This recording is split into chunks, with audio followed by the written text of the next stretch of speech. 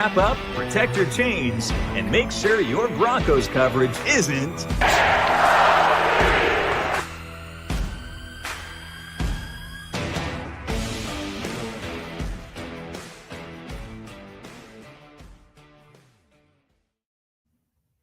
Hello, listeners, and welcome back to the IN-COM-PLETE podcast, where your coast-to-coast host provides you with news, coverage, and analysis of all things Denver Broncos, plus anything else that is on our minds.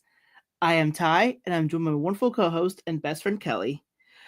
Kelly, 2 Chainz said it best. All I want for my birthday is a big booty, you know what.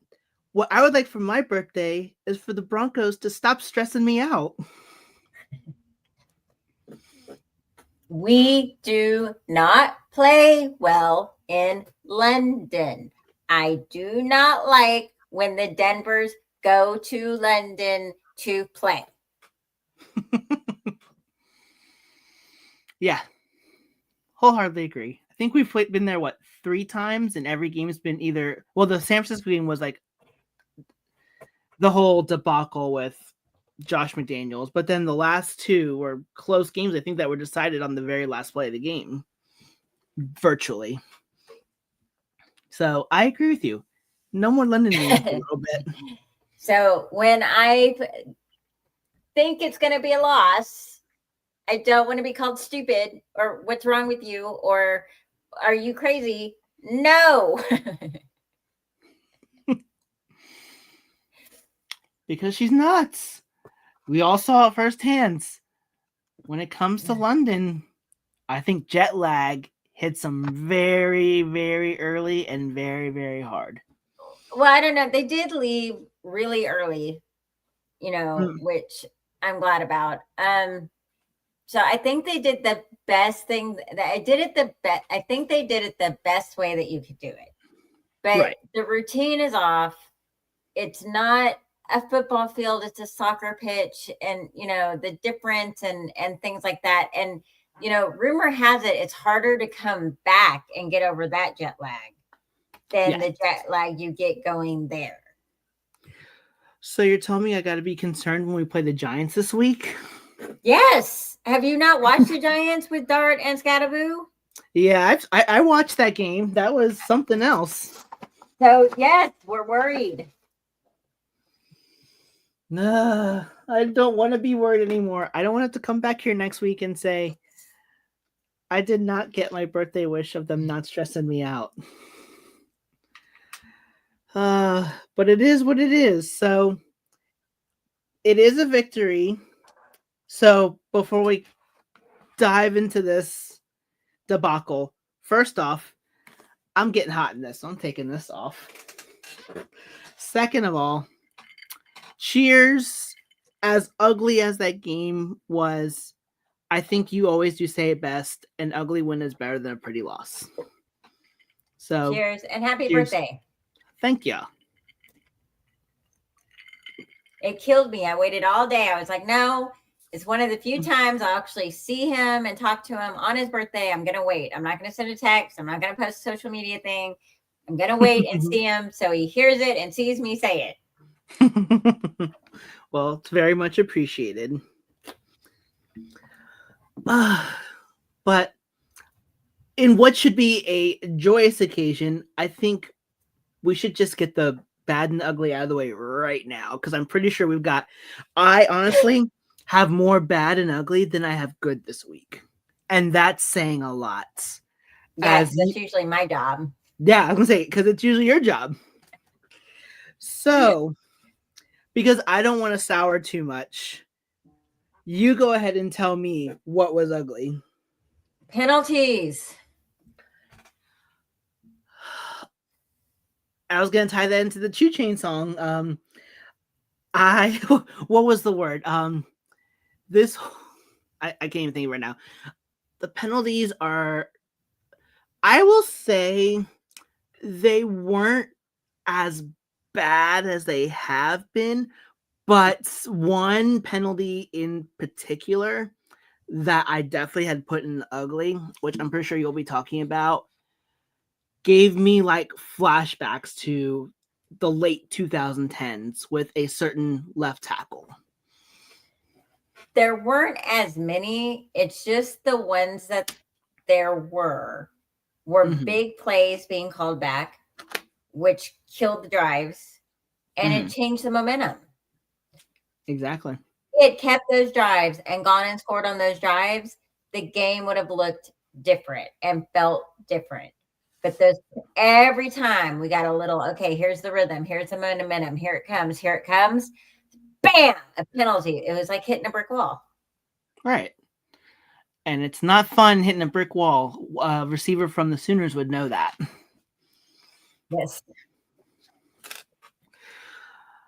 But yeah, the one big one that just I would have expected that penalty more from. One are you calling the big one? The holding in the end zone. The one that causes safety.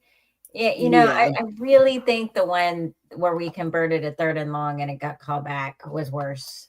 I know the safety gave up 2 points and gave the Eagles the lead and we weren't scoring any points, so it was scary. But yeah, the penalties are ugly. And they've been plaguing us. This isn't new. This isn't a new storyline. It's the second week in a row they've started my uglies. And this is what, the 6th week in a row that they've popped up on bad or ugly, period. So yeah, I mean, like I mentioned it back with the Colts game. It's we're not disciplined enough. And it just shows that week in and week out, they still continue to not learn from committing these penalties.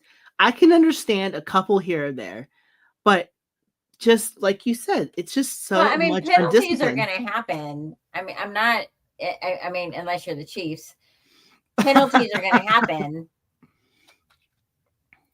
But the amount and when they're happening is what matters. Yes. And that's the part where we need to start becoming a little bit more disciplined. And when we understand that we have the momentum, we got them right where we want them, don't take that away. So. Come on, lady. I think the another ugly I had, sorry. So we mentioned last week that the Broncos, like this had all the makings to be a trap game, and with how this team performed, they almost fell for it. It was just the offensive side. The offensive side almost fell for it. And to be blatantly honest, given what we've seen from Bo Nix this year, he wasn't that. I don't think he was really that bad. I mean, he didn't throw for 200 plus yards, but it just inconsistency. Okay, good. Well, it's hard because Bo in the first quarter was 11 for 13 for 101 passing yards, 1 touchdown, no interception, 124.7 passer rating. And he was our leading rusher at that point with 11 yards. Then Sean Payton didn't have him throw again until 10 minutes in the fourth quarter. No, there's no way they didn't. It's like... Did they really just run that entire time? No, he had 3 more passes until 10 minutes in the fourth quarter. 3 more passes.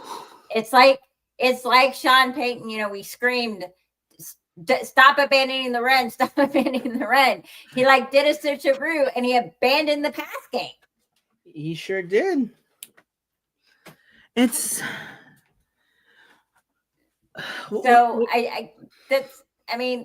and Bo Nix completed some of those passes and they got called back as penalties. So I know he completed at least 2 of those 3. So I don't think it was Bo Nix. There is maybe a problem with the line. There's a problem with the running backs. There is a problem with receivers getting open. I think there is a bigger problem we couldn't really see. Because Sean Payton gave up on the pass. I mean, the pass. He only threw 30 times, and 13 were in the first quarter alone. Yeah, so then if you take that, sorry, I'm trying to do some math. So 13, if you only threw it 17 times the rest of the time, that's basically only five passes a quarter. 5 passes a quarter, yeah. And like I said, he only had 3 passes until because Sean Payton was doing that thing I love so much. Run, pass, run, pass. And we were going 3 and out, 3 and out, 3 and out, 3 and out, 3 and out. We had like 5 3 and outs in a row. And Jeremy Crawshaw, got a lot of practice out there with the amount of 3 and outs we had. It's like, and he's like probably sitting on the bench like, all right, I just punted the other team. And then granted, the Jets didn't do that great. And then all of a sudden he's looking at like, man, I just sat down. Do I really go back out there again? So I don't have Bo in the bad or the ugly. I got the play calling in there. I do too. But I don't know. Again, I'm just baffled by what Sean Payton is doing. Yeah. And again, if with Ben Powers being out and the weakness we have at center, maybe there's something Sean Payton is seeing. Maybe, he thought if he abandoned the run game too soon, it would all go wackadoo on him. I don't know. I don't understand it. Yeah. And also didn't really help that the new starting left guard, which we'll talk about here in a bit, basically played almost pretty much the entire game with basically one knee.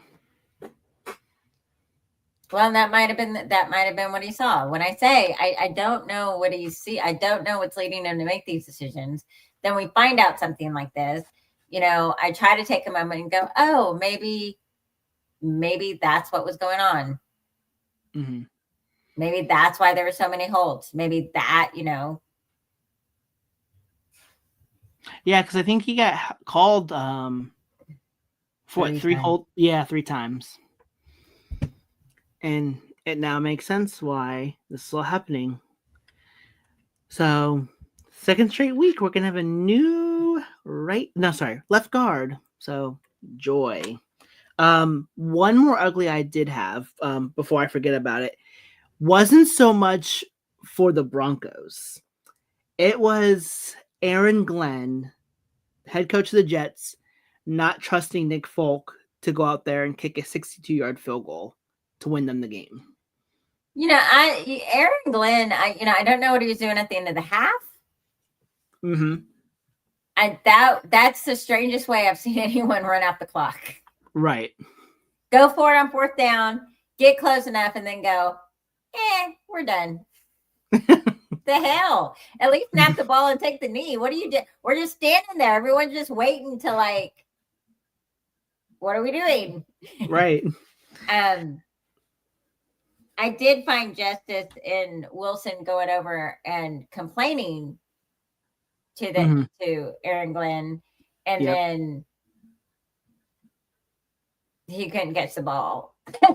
Oh, yep, that's true. Because PS2 is all over. You got to give it a shot. You got to give me the ball. You got to put the ball in my hands. Okay, I tried. Yeah, we tried. Great, thanks for your input there. And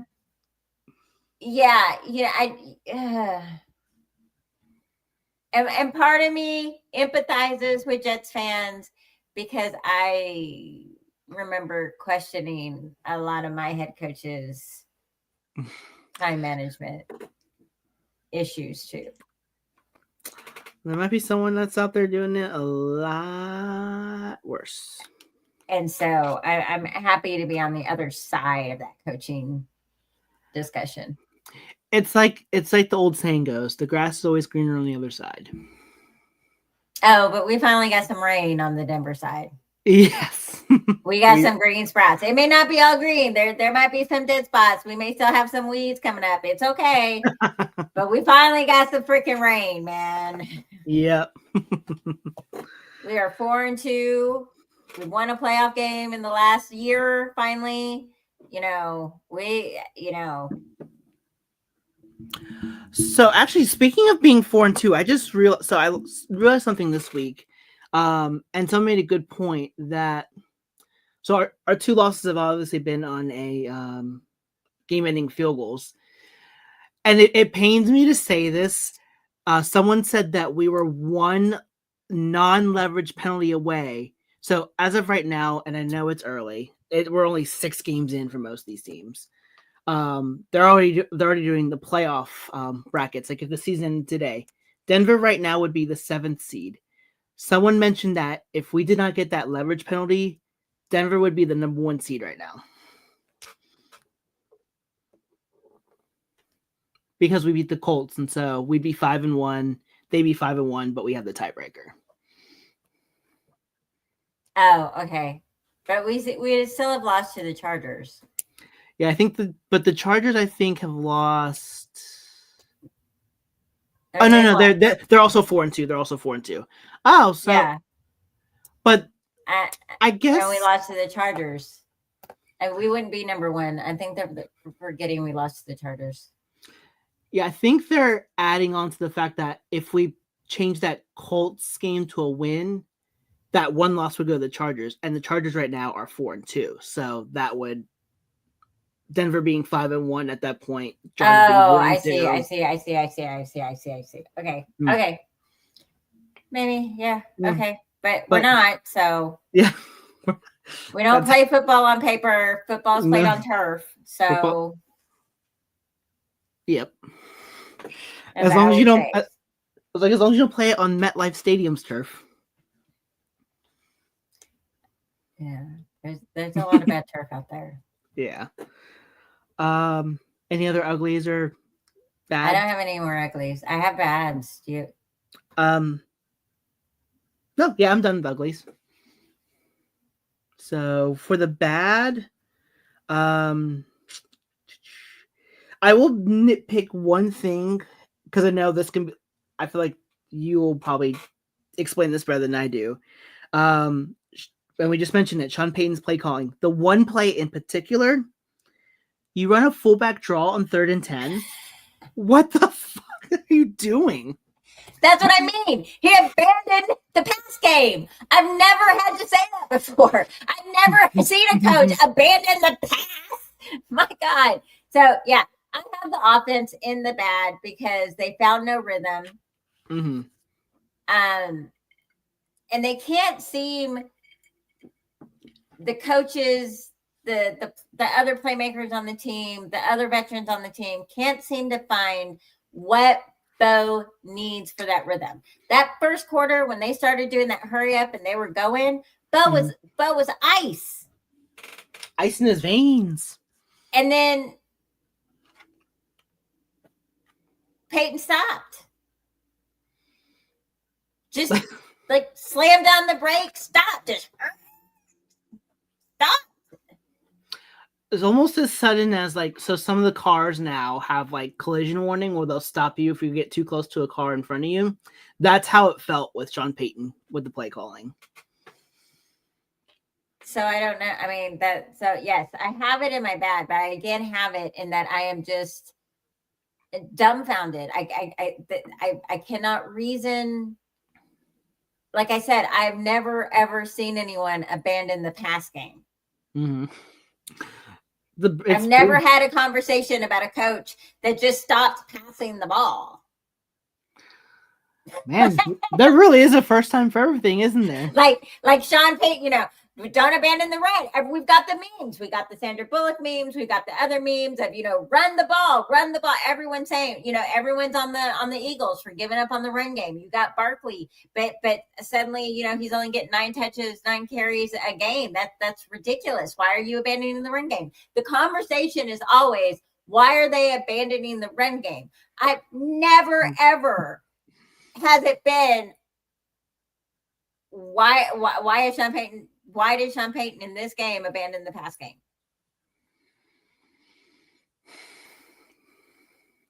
And he was on fire. He didn't make a mistake. He didn't throw an interception. Yeah, it wasn't like Bo Nix was playing bad. Like we complained the first 3 games of the season how, Sean Payton was out there, letting him play hero ball. And then he's giving up these interceptions and we got all these turnovers and we're not winning games. 11 for 13, 101 pass yards, 1 touchdown, no interceptions, plus the leading rusher with 11 yards. And Sean Payton says, "Oh, whoa, buddy. Pump the brakes. You're going to get 3 more passes till 10 minutes left in the 4th quarter." That sounds like a plan. Is that written down somewhere? Is that on that sheet that he's here? I would love someone to just... Can someone mark it the fuck off? So I don't even know where to take this conversation because that's what it's unprecedented. I've never seen a coach abandon the pass game. Sean Payton, you made Kelly very baffled today. Or even during this game. Yeah, it's ridiculous. I don't understand. So, yeah, it just doesn't. And plus, you have J.K. Dobbins, who the past 2 weeks have been running for almost half a first down carry. I understand you don't have Ben Powers. Luke Wattenberg is questionable at best. Well, he was trying the run game. It wasn't going. Oh, sorry. I got completely... I knew that. I was trying but I don't know. I didn't feel like he was necessarily trying runs to the right side. I don't know if there's any scripted runs to the right side. I just don't know what was happening on the offensive side of the ball. But I'm not blaming Bo Nix. No, not at all. Excuse me, I know I wouldn't. Yeah, I just really would like to know what these coaches talk about every week and what they talk about as the game goes on. Like what in their heads makes them think this is working so well, let's just abandon it for a while. Well, I don't think that's what it is. That's why I keep saying I would like to know what Sean Payton saw where he thought this was a good idea. Right. Was it the left side of the line? Was it we don't have, Dobbins doesn't really run right. We don't have a slot that way. We've studied film on this defense. We know we can't go to the right side. We can only go to the left side. Now there's been 3 holding penalties. We can't do that. Like what? That's what I wish he would come out. And I guess maybe he can't because then if he says, "Hey, this is what I saw," then you can go, "Oh, we can get in Sean Payton's head." So but that's what I want to answer to. Why did you stop throwing the ball? Mm-hmm. Did Bo Nix come over and go, "Hey, my shoulder kind of hurts"? Mm-hmm. Years after something happens and someone writes a book, you sometimes get this story and you go, "Oh, I would just like the story after the game and not in when Sean Payton writes a book." Right. So maybe there's been lots of explanation for things stuck in an autobiography or a biography, and you go, Mm-hmm. "Oh, well, okay, yeah, I was really mad at him because I didn't understand what that decision was, but now I see the decision." Yeah. So I just think in order to answer these questions, we need to get you a media press or media credentials so that you can answer the hard-hitting questions. Yeah, I don't understand.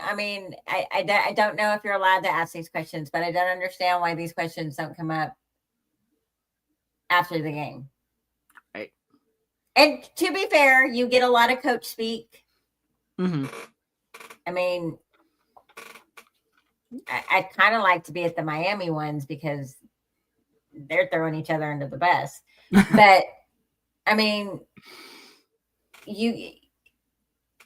good media people with good media, athletes and coaches with good media presses know the media speak, right? Like, we'll take a look at the film, we'll get this cleaned up. Oh, it was a great week of practice. I don't know what went wrong. Oh, shades of Vance Joseph, that's for sure. So, I mean, and I'm sure Peyton kind of has his, oh, we're not going to talk about this game, we're on to whatever. So I'm sure Peyton has his line, and I wouldn't get a better answer anyway. But you can ask. I can be quite annoying. He might just finally tell me the answer because I don't shit. It'd be like those coaches that go, "I've already answered this question," and I'd be like, "But you haven't, though." Oh, what was it? Nick Saban in the halftime where he's like the reporter was asking him a question, and he's like, I don't want to talk about it, or I already answered it, so stop asking it, or something like that. That's what it feels like, or that's probably what it would feel like. Yeah.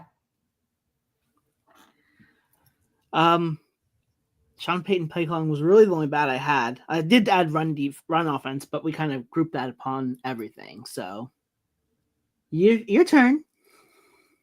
Special teams. Oh, how did I forget about special teams? Jeez.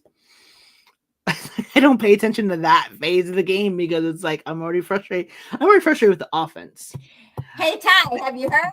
There are three phases to the game. Yes. Sometimes I just forget about that one. I did hear the Broncos signed JT Gary. Yep. His special team guy for the Ravens, former Seahawk. So was on Sean Payton's staff. Fingers crossed he helps. Yeah. I mean, Sean Payton's bringing in a former Saint. Who knows? It could help because he knows the way things want to be ran. If they're all former Saints, are we going to have to change our name to the Broncos Sinners? Maybe. Or maybe the new Denver Broncos. Trying to combine the two. I don't know. I will say though. Senkos. Oh, that's a good one. Senkos. All right, so typing this in, Senkos trademark. I like the Sinners better because they're all former Saints. The Sinners, yep. Because former Saints are sinners. Oh, sinners! I thought you said like center, like the position center. Now I get it. No, sinners. Yes, I got. Yep. That makes more sense now. Oh, that's actually pretty fun. That's pretty fun. I will say regarding special teams that if I think it's Darren Rizzi, I think is his name. His name is. If he doesn't get it together, I don't think Sean Payton has the patience, even though he's a former Saints coach, to be like, dude, like this isn't working. And it was like when he got fired, Denver was probably more like Sean Payton was like pounding at the table to get this guy in. We're 6 games in. What has he proven? That we can't cover kickoffs. Sometimes can't cover punts. Our punt returns. We don't know when to return. We don't know when to fair catch. Yep. So hopefully they're having just saying. Are we ready to move on to the good, or do you have more bad? Nope, that's it. That's all I have, Steve. I thought you had a lot. How come it feels like I have more? I think because of most of what you said and I said kind of combined it together in a sense. My other bad was the run offense, but again, we kind of talked about that because of maybe it's something that was seen, but it was J.K. Dobbins' lowest production in a while. So hopefully he bounces back next week and more holes open up on that Broncos offensive line. But I think we can all agree that the good was the 9 sacks that the Broncos defense had in that game. Sacks on sacks on sacks on sacks. The sack stocks are going up. That's the same number as Jets completions. Yep. Oh, you completed a pass? We're going to sack you. Oh, you completed 2 passes? We'll get 2 straight sacks on you. Yeah. There were only 17 pass attempts in that game. From the Jets. That was a little surprising. That speaks a lot. And with the sacks on sacks on sacks on sacks on sacks, Justin Fields threw for 45 yards. Those sacks on sacks on sacks were for a loss of 55 yards. So Justin Fields virtually had negative 10 passing yards in that game. He has less passing yards on the season after the game than entering the game. Yes. By the end of the season, you're going to throw more yards than Justin Fields did in that game. I am, because I'm sitting at 0. Speaking of sacks on sacks, that's our 30 sacks. We have Broncos are up to 30 sacks on the year in 6 games. That's a 5 sack per game average. Yep. The closest team to us are the Steelers with 20. That's saying a lot.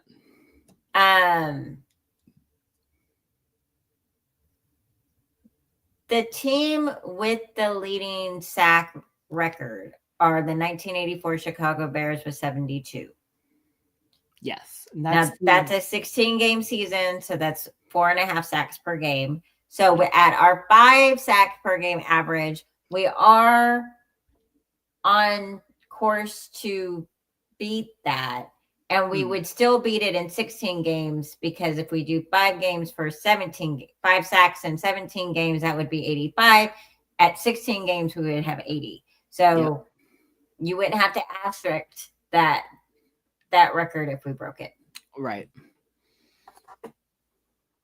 On top of the sacks on sacks on sacks, there were 15 quarterback hits, 7 tackles for losses, 4 passes defended, and only 8 first downs given to the Jets. They were 2 for 15 on 3rd down and had 82 total yards of offense. They didn't even go a football field. But my favorite stat, 0 trips to the red zone. Yes, they did have 0 trips to the red zone. Crossed out. And I have to continue giving credit. And I think it was oh gosh. All right, so last week Nick Bonito was the defensive player of the week. Or the AFC defensive player of the week. This week it goes to Jonathan Cooper and his 2 sacks. Nick Bonito, as of right now, and I know football, we still have 11 more games left to go. But Nick Bonito, if the season were to end today, would be the defensive player of the year. So there would be a very fun possibility of the Denver Broncos having back-to-back defensive players of the year. But again, there's 11 games left. There's a lot that can happen in those 11 games. Hopefully, more sacks on sacks on sacks on sacks. Yes. I would love to see that record broken, to be honest. So I'm trying to think. Oh, here we go. So the 30 sacks by the Denver Broncos is a franchise record for the team in its first 6 games. In NFL history, it's the most through 6 games since 1988.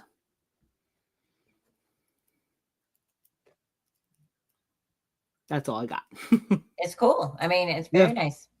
Very, Very nice. Very nice. Yeah, defense is really my only good, honestly. I got Ingram showed up. Oh, yeah, he did. Hey, I heard we, signed this player named Evan Ingram, and that he was going to catch a lot of passes, and like he was nicknamed the Joker because he's always wild, and you never know, how he's going to win the game for you. Oh, really? But I haven't seen him on the field. Yeah, in London. Oh my goodness! There's a guy named Evan Ingram on our game that showed up and started catching passes. Maybe we should start telling Evan Ingram every game. We're playing in London. He was our leading receiver this week, so yes, all the hype of the app. Oh, the Joker's here! The Joker's here! The Joker's come in. Okay. Well, he showed up. That's a good thing. He was just waiting for his London debut. He wanted a coming out party, I guess. Or what do the Royals call it? The Royals don't call it a coming out party. There's his season. The season, it's called the season. And there's an opening. That was his season opener. He wanted the Royal season opener, not the American one. Yes. He waited until he got to the United Kingdom on a completely different country. So, hey, Evan Ingram, for the next 11 games, we're playing in London. Just so you know. That's all I've got for the preview. Recap. The recap. That's all I have too. It was just such a hard and ugly game. It was uncomfortable to watch. It was frustrating to watch. Mm-hmm. I wasn't sure we were going to win it until the game was over and we had won it. I feel that I imagine you're like, I woke up at 6:30 in the morning for this. Yeah, I wake up at 6:30 in the morning for football. I always will. But yes, I was just like, man. And the worst part about the 6:30 game is when you lose, you still have 3 football games to watch. Yeah. And every football game is going to mention what happened at 6:30 in the morning. Yep. So, like, the rest of the day, the Broncos won the one in the UK and a close one in the UK. The Broncos came out on top. Okay, I could live with that. But to listen all day to the Jets got their first win in the UK today would have destroyed my Sunday. Yeah. Early games definitely set the tone for the rest of the day. And had that game all the time. We lost already. Yeah. Like, we woke up early in the morning and we lost. Now I got to listen to it for the next 7 hours.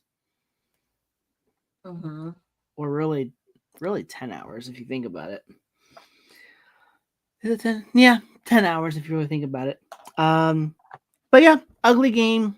Thankful to win, but Denver, stop stressing me out. That's all I asked for my birthday. Good luck with that. My goodness. Right.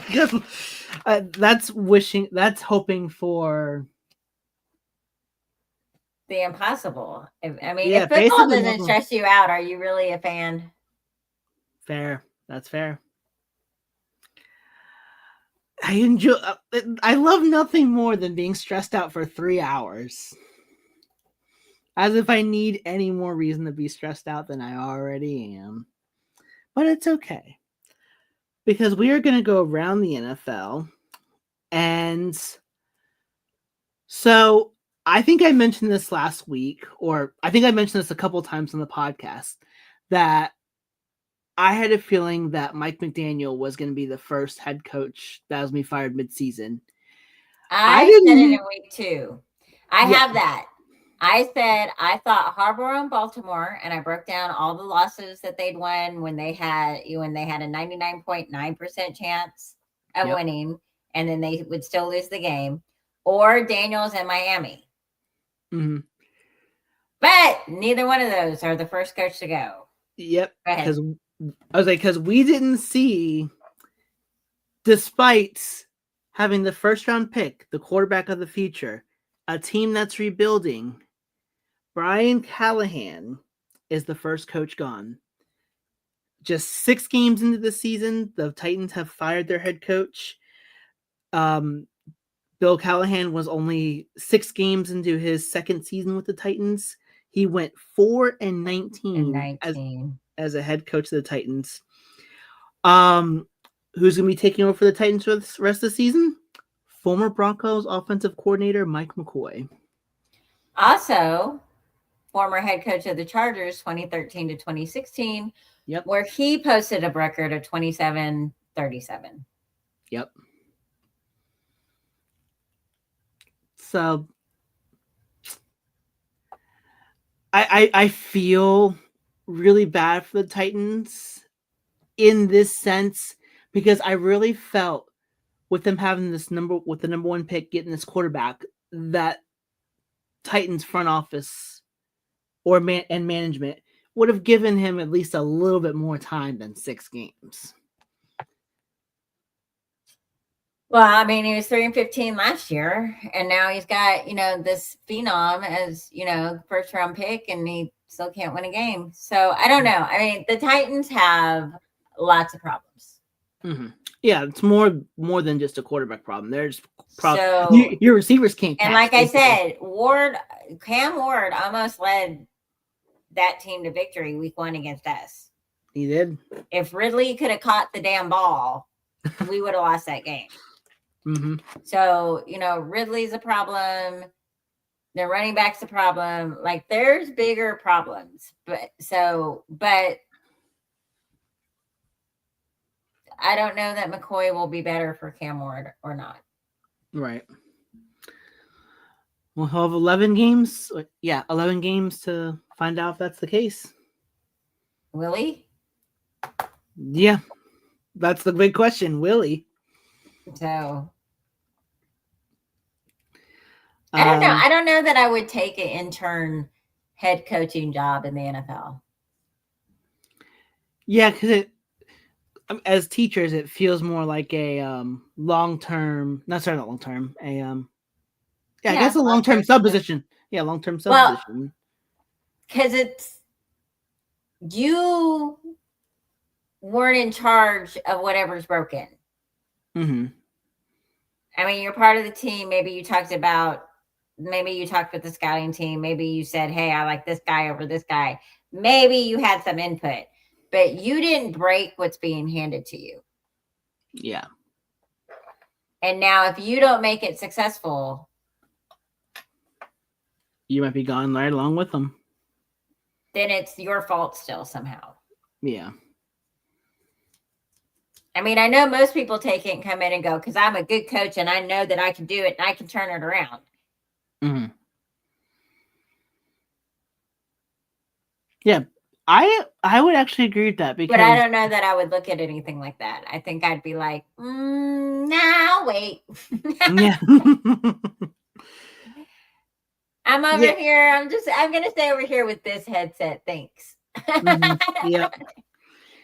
Yeah, and to think about it, it's really like, yes, you'll have X amount of games to show what you can do to try to fix the team. But you I really do you do a lot if the players don't produce. Exactly. Like, there's only so much you can do with whatever you're being handed. Although I would still like to say Harbaugh is on the hot seat, and Daniels is definitely sitting in a room on fire with a cup of coffee going, it's fine. It's fine. It's fine. Yeah, I can't remember. No, I don't think Miami plays this week. I was going to say if no, I think Miami does play this week. I'll even look. They play. I honestly thought with the when Miami had the lead and then they lost it to the Chargers, I thought that was the final straw. I thought that was going to be the end of Mike McDaniel, but he's still in the building. I think probably one more of those games. It's because Tua keeps being worse. Man, that 5th overall pick is just not working out. because he spends too much time injured. And yeah, the Miami Dolphins are just a complete mess. Yes, Jay, I do see your comment. We are going to be talking about that real soon. Because we're very excited about it. Yeah, you're up. I don't want to take up too much of around the NFL. So, MVP talk is starting. Yes. So we had our little defensive player of the year talk. MVP talk is also starting. Somehow Drake May has leapt to the top of the list. Interesting. And to be fair, I haven't studied him a whole lot or watched him in depth. Like he's kind of been on in the background, whatever. How is Baker Mayfield not first though? I thought he was first. Last I heard, he was the front runner for MVP. He's behind Drake May. How is that possible? Because it's still Mahomes is number one. I have some thoughts about Patrick Mahomes, but I'm going to keep them to myself right now. And I can't remember who they have as number two. But then it's Drake May, and then it's Baker Mayfield. Let's see. I can see if I can look. He is 5-1 with 12 TDs, only one interception, 1,500 plus yards in the air, 158 yards on the ground. He's had 4 game-winning drives in the 5 wins, and even in his loss to the Eagle, it came, on the last drive. He was in it till the end. Wild, absolutely wild. And he is 4th. Sorry, I keep putting him lower out of my outrage. 4th in line. All right, so I just want to do this real quick because this is actually making me really frustrated. So, according to DraftKings, these are the odds of the MVP, and I'll just do the top 5. Matthew Stafford plus 1,600, Drake May plus 1,600, Josh Allen plus 300, Baker Mayfield plus 300. Number 1, Patrick Mahomes at plus 175. How is Patrick Mahomes on a betting site the head runner for MVP? He has done. He's 3-3. What are you talking about? Yeah, he's 3-3. What? So you're telling me because the refs favor him. Yeah. Because the refs favor him, so he's gonna win. He's gonna come from behind and win all his games because he can't win them outright. He can't start winning until they start throwing the flags. Mm-hmm. And they got Taylor Swift up in the box to try and get more people's eyes on the game. Because the NFL is now brought to you by DraftKings and not athletic prowess. Right. It's all about the money. Which is it's a sad reality. So that makes me really upset that a quarterback that his team is 3-3. Colin Collinsworth has ownership stake in DraftKings. I know no other thing. Yeah, I really wish I muted my TV last Sunday night. I regret every single moment. But that's besides the point. Fumbles the ball and says, "Oh, what a great quarterback play." What the fuck is all that about? And then the constant compare. Like I think it was even last Sunday night. Patrick wasn't even playing. Oh, look at that pass! It was almost Patrick Mahomes-esque. Like, dude, shut up! Like, I'm so done with it. And for those of us saying we're complaining, an official study has come out to prove. Yeah, actually, before I even get to mine, I want to hear this study. That is it 65%? 65% of the calls favor the Chiefs. 45%, I think, is what you said. I thought it was 65. 40. Yeah, I can't even look. I think it was like 45% of roughing the passer calls have benefited the Chiefs. I can look real quick. It is, here we go. Oh. People addicted to alcohol. You're now learning that everything I've been saying about NFL rigging games on behalf of the Chiefs through the officials happening in real time. The officials confirmed it to Dan Campbell because Dan Campbell just said on. Oh wait, that's the wrong. That was the wrong one. My bad. Kansas City Chiefs. No, that's the one where Dan Campbell. It took a minute and a half for them to reverse the touchdown. Okay. Yeah, no, you're right. 45.3% more roughing the passer calls more than the rest of the NFL. Yes. That's what I was looking for. 45.3% more roughing the passer calls than the rest of the NFL. So if they're a call, that's you know there's something up. And they get zero. There's so many plays, they get no penalties on that. Yep. I got nothing. It's I'm glad that study came out because maybe now this is a big maybe because I have no faith in the NFL money grabbers that we're seeing this and they're like, oh, maybe we should start changing things up a little bit and looking at every little detail. You're not going to. If it's a close game. I again quote the article that came out where the refs admitted they throw the flags in favor of the Chiefs. Yeah. So we all see it. The refs have admitted it. Now there's an official study on it. By the University. Why is Patrick Mahomes number one MVP? Because that's who the powers that be want. 3-3. 3-3. A 500 quarterback in the running for league MVP. Like I can't even say anything right now. Like I can't even look right now. It's like the Peyton Manning Saturday Night Live thing. I can't even look at you right now. Go sit in the porta potty for 20 minutes. That's how I feel right now.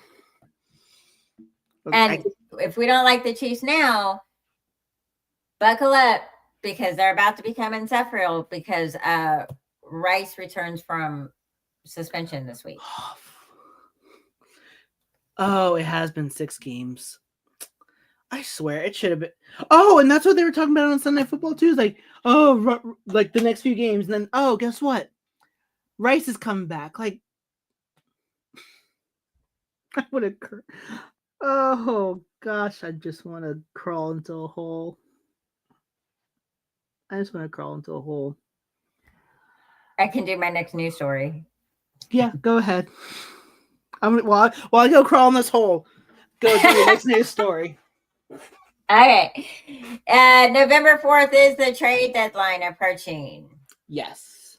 So be on the lookout. Denver needs O-line or linebacker help. Let's see if the powers that be do anything. I'm not going to go through every team in the NFL because we'd be here forever. But KC could use some pass rush help, especially since Chris Jones likes to stand around and watch the scoring drive happen. Vegas needs O-line help along with some other things, but O-line seems to be their most glaring issue. And the Chargers need some running back help. So see if they can try to make a splash. They also need O-line help.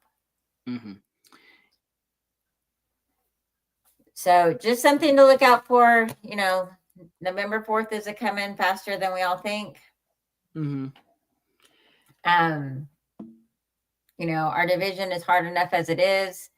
These teams that have some of these glaring holes, are kind of what give us hope that Bo Nix can go in and have a good second year.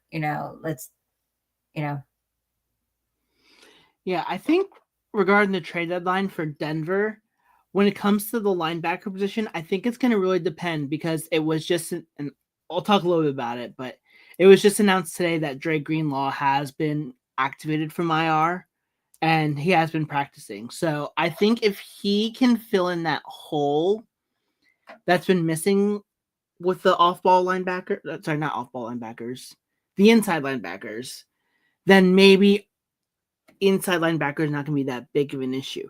However, there could be, if we're talking next year, that could be a position. Like if Drake Greenlaw does well, you have Alex Singleton that's going to be a free agent next year.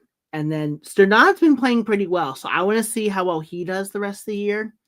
But I could see Denver, if they're like starting to contend and Drake Greenlaw does well, I could easily see a situation where Denver like tries to trade for someone to complement Drake Greenlaw on the opposite side, although they're not really that far apart, and get something done.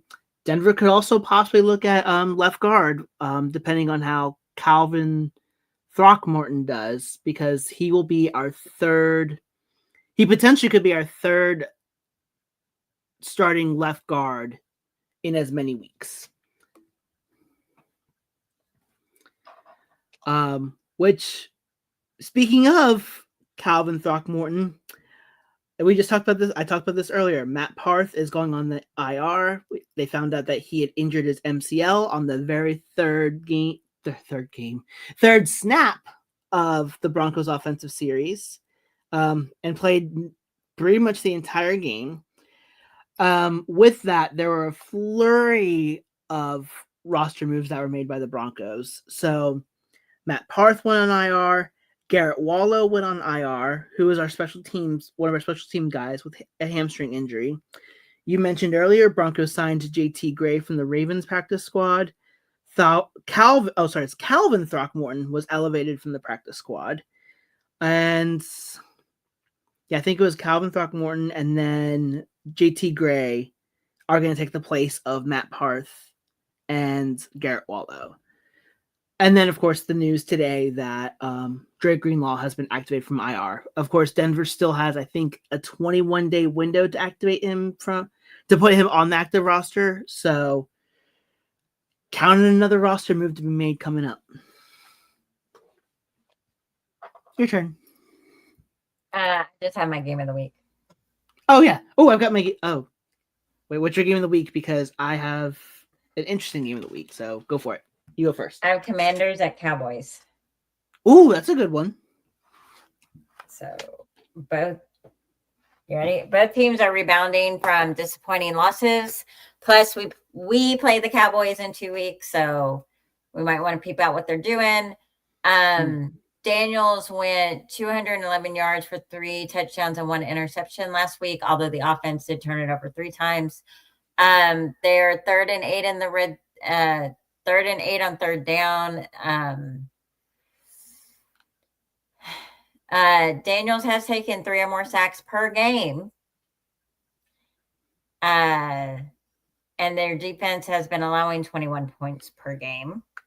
Mm-hmm. Meanwhile, Dallas has been allowing 30 points a game, and no defense is worse on 3rd down. No defense has given up more passing yards. No defense. Hello, Trevor. Arrive the kitty. Yes. I can't see around you. And no team has given up more passing touchdowns. They allow 4.7 yards per run. Dude. You're on my notes. I present to you Trevor Vision.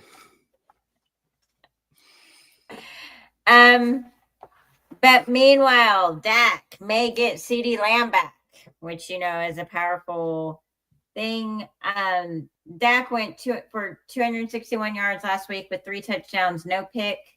He has 120 plus quarterback rating in his last 3 games, and they have scored 27 plus points in 4 of their last 5 games.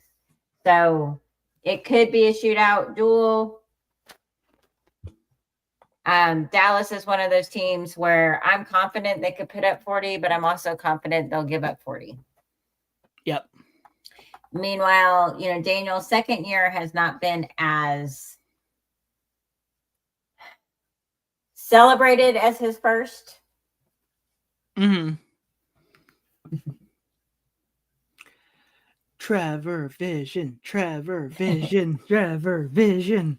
Come here, Trevor. Sit on my lap. Come here. Come here. Come in. Thank you.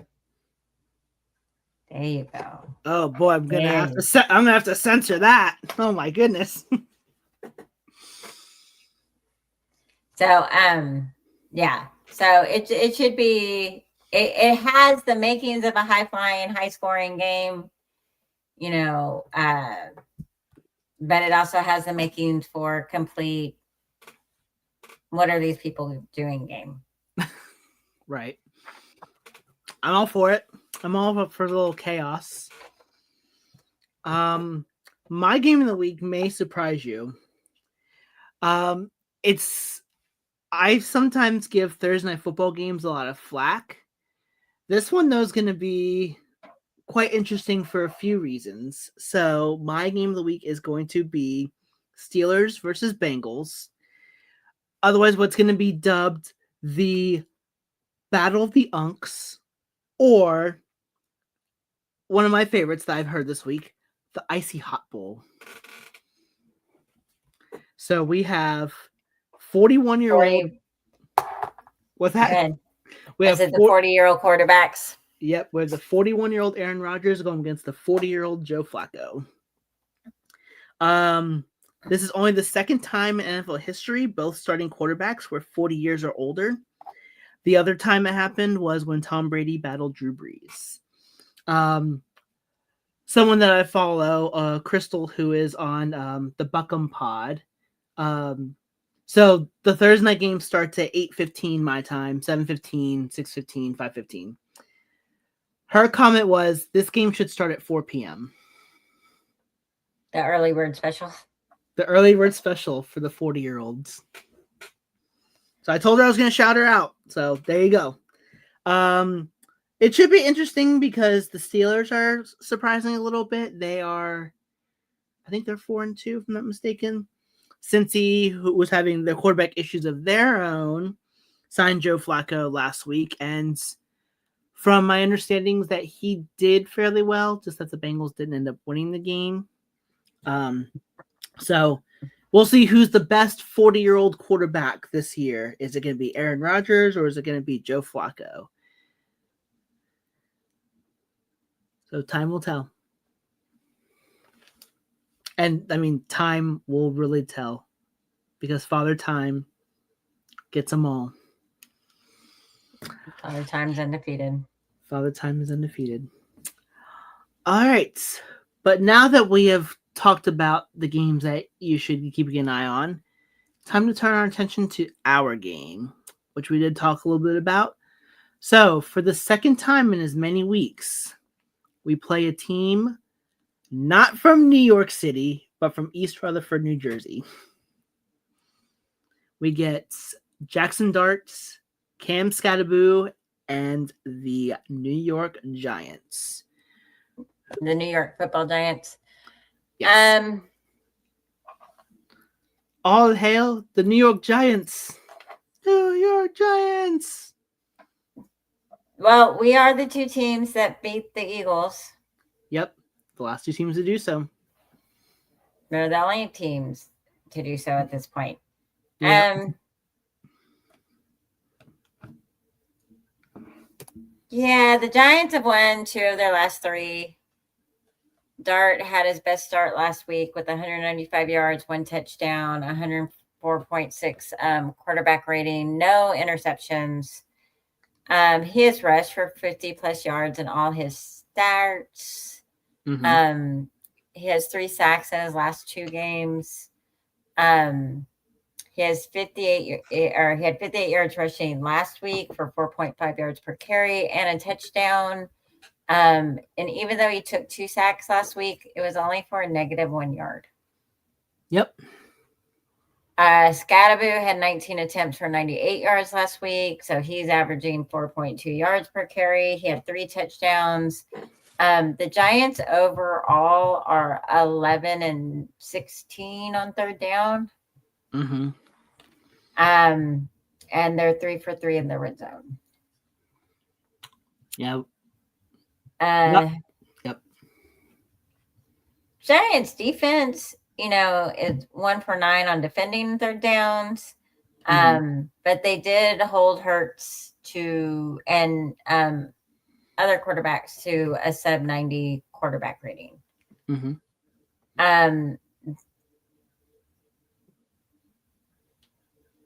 Our awesome defense, I don't know. I don't know if they have another big game in them because, as we've stated before, they'll be really awesome and then where'd they go? And then they'll be really awesome. Denver, meanwhile, is 5 for 15 on third downs. Bo Nix has 3 sub 90 quarterback ratings in the, 3 of his last 4 games. And Denver's averaging less than 7 yards per rushing attempt. So I don't know. On paper, it looks kind of scary. Yeah. But that's why we don't play the game on paper. As you mentioned, we play it on turf. Now it is a home game. Yes. And Dart and Scadaboo have not experienced the mile high altitude. Yeah. The Giants. Right. I think the Giants are 0-3 on the road this year. I should have to double check to make sure I have that stat right. I'm fairly certain that I think they're 2-1 at home, and then 0-. Oh, it probably says right here. Yeah, 2-3. Sorry, 2-1 at home, and the Giants are. Let's see. Yeah. Yeah, they're 0-3 on the road. So it'll be interesting to see how Jackson Dart and Cam Scadaboo are able to handle that mile high altitude as rookie. Well, they'll get their first taste of it as rookies.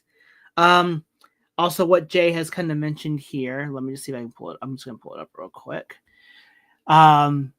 Thank you. We are having a great night. He says he is super excited to lift DT's number into the ring on Sunday. Yes. So Demaryius Thomas, good old 88, is going to be inducted in the Broncos Ring of Fame at halftime. And from my understanding is that a lot of the members of the Super Bowl 50 team will be in attendance for this game. Yes. So it'll be a great.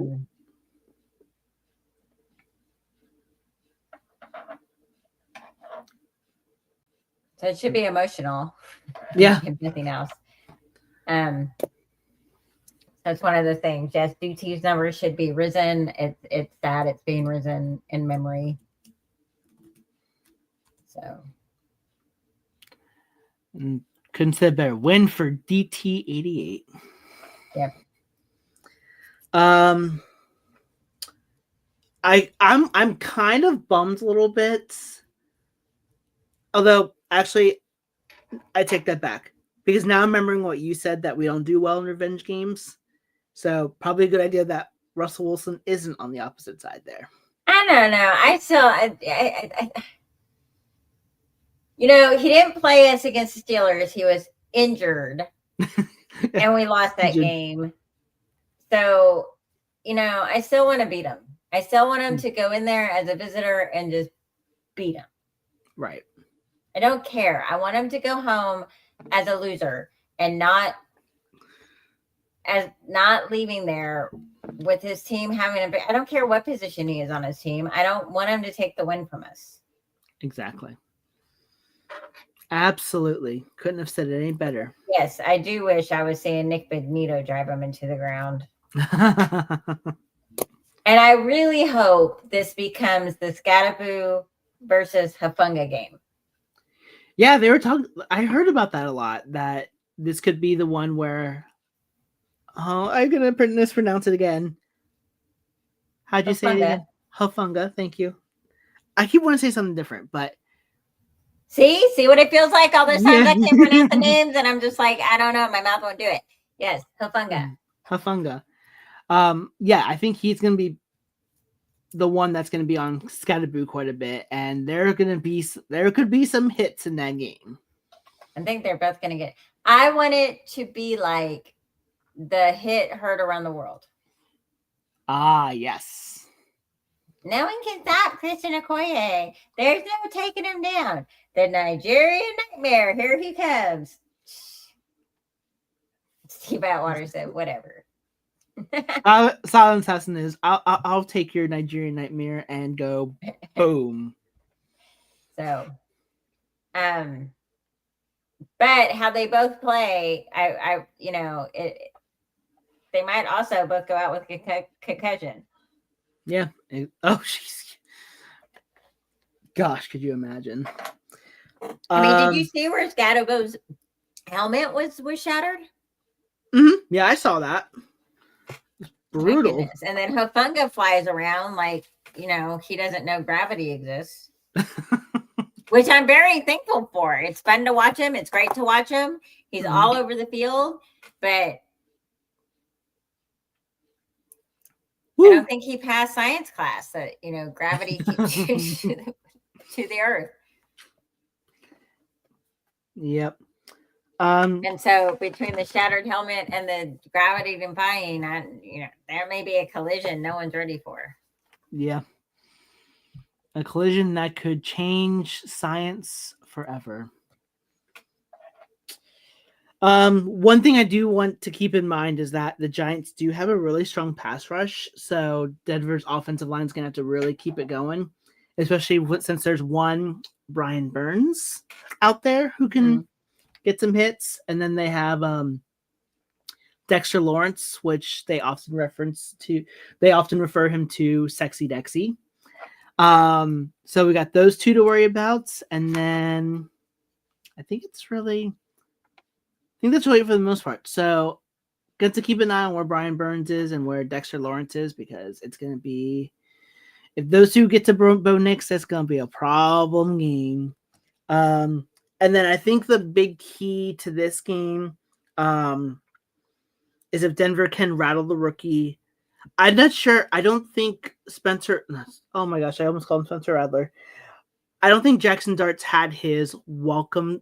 I don't think he's really had his welcome to the NFL moment yet. Denver was able to do that for Cam Ward in a way. So hopefully Nick Bonito and Jonathan Cooper are like, hey, Jackson Dart, this is what the NFL's like. Boom. And I think the big thing that might change the course of this game is turnovers. Denver, despite having 30 sacks as a team, I believe only have 4 turnovers in 6 games. I really think the Broncos defense they're great, but they can be phenomenal if they can force turnovers. So turnovers. Yeah, that's the only thing missing from this defense is they don't create a lot of turnovers. Yes. A lot of turnovers. Yeah. That's definitely the big issue there. So I think, if I'm not mistaken, you had this as did you have this as a win, or did you have it as a loss? We both have it as a win. Okay. So what are you thinking now? I'm gonna keep it a win. Okay.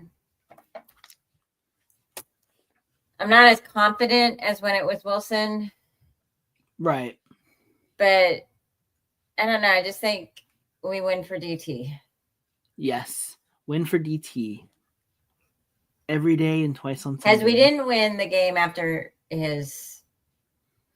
We did. We did win that game. That was against Detroit. We actually, I think, crushed them that game. I think it was like 38-10, if I remember correctly.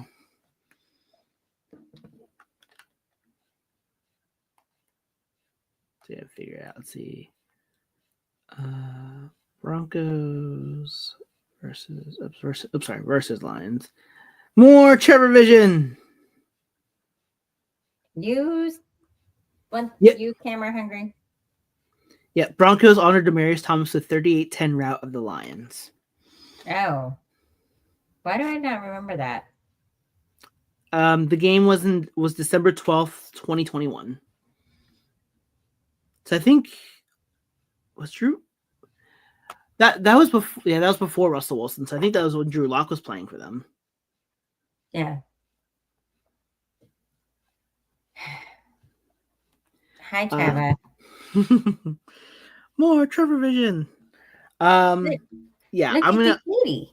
Look at the kitty.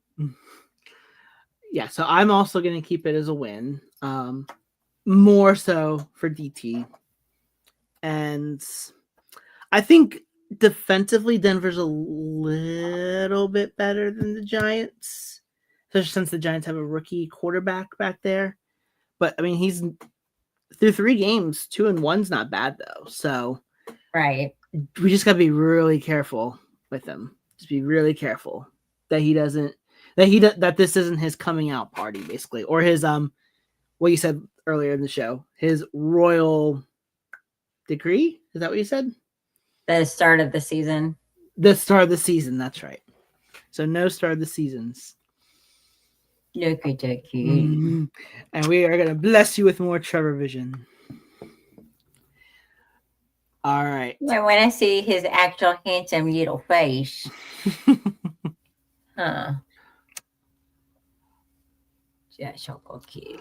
We're gonna give you all 3 minutes of Trevor Vision real quick before we close out the show. Now, are we ready to close it out? Yeah. If you want to close it out or Trevor wants to close it out. I just thought if I pet him and give him some attention, he'd stop jumping in front onto the desk and stay on my lap. Fair enough. There, yeah. See, he's starting to lay down. There you go. It's just Uncle Kitty. Yes. Oh, did you hear the purse? Okay. As always, you can find me on X at I Live to Lead.